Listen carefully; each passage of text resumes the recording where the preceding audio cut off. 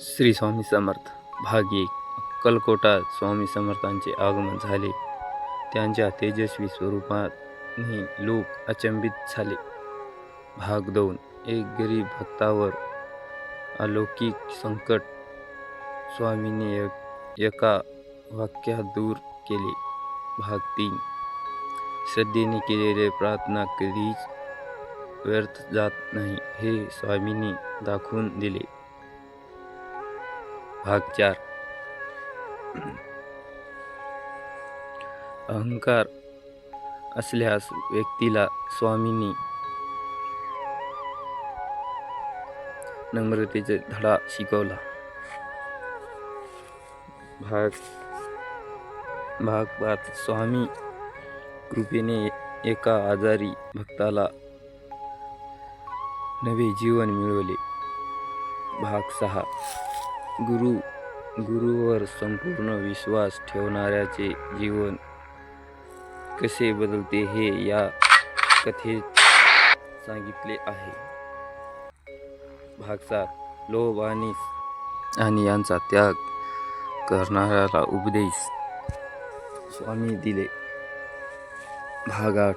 एक शेतकऱ्याचे श्रद्धेमुळे दुष्काळीत पीक फुलले. भाग 9. स्वामी समर्थांनी कर्माचे महत्त्व स्पष्ट केले.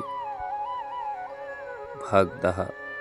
संकटात धैर्य न सोडल्यास गुरुकृपा नक्की मिळते. भाग 11. स्वामीच्या मौनातून उपदेश मिळतो हे या भागात दिसते. भाग 12. एका भक्ताच्या मनातील शंका स्वामींनी ओळखून दूर केल्या. भाग 13.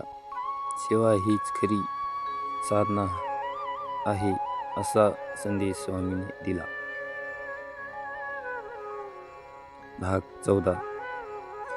स्वामीच्या कृपेने हरलेली आशा पुन्हा जागी झाली. भाग 15. खरे समाधान नसून भक्तीत आहे.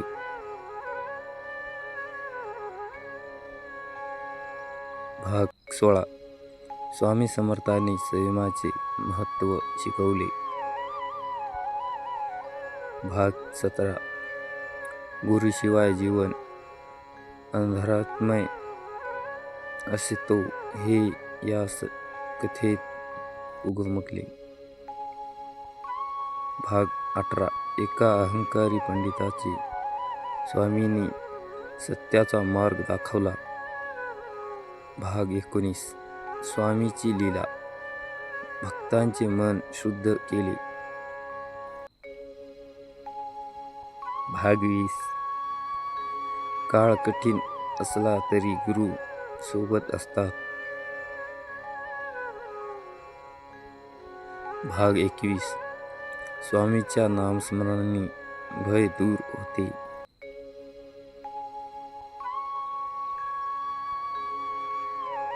भाग 22. भक्ती आणि कर्म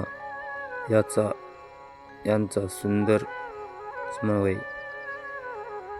भाग 23.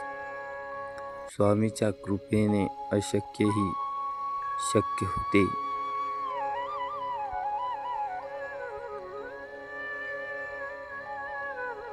भाग 24.